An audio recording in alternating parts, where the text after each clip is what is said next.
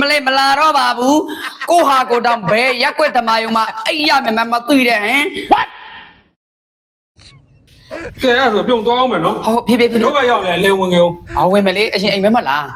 အရင်တော့မို့လို့အရင်ကငါရောင်းလိုက်ဘူးတကယ်ကြီးအိမ်မှာကတ်နေတာ ဩတငယ်ချင်းရဲ့အိမ်မှာကိုရက်သွားနေတာလား ဟုတ်တယ် အဲ့ဆိုတငယ်ချင်းအိမ်ကိုလာမှာလား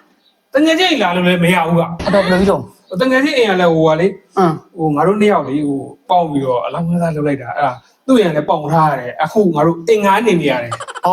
အခုငါသားတဲ့အိမ်ကိုလာမှာပေါ့ဒါဆိုရင် အဲ့အိမ်လည်းလာလို့မရဘူး ဟုတ်တော့အဲ့ဆိုဘယ်လာမှာတော့ အဲ့အိမ်ကလေဟိုအိမ်လာကလေနောက်ထပ်သဘောမတင်နိုင်လို့တဲ့မနေ့ပြန်ဆိုဆင်းရတော့မှ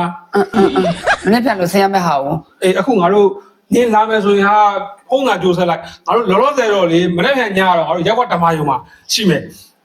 နင်းလာမဲ့နေ့ကျရင်တော့ငါတို့ဘယ်မှာရှိရဲဆိုတာဟိုလိပ်စာတိတာ မသိမလေးမလာတော့ပါဘူး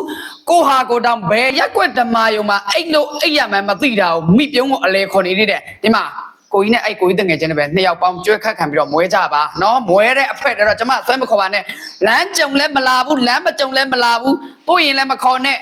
အော်ဒီမှာတခါတည်းမတွအောင်ကေပေးလည်းမဖွင့်တာဘူးဝေးပေးလည်းမဖွင့်တာဘူးဟုတ်ပြီလား ဟိုပြက်သားလိုက်လားအပြုံးရင်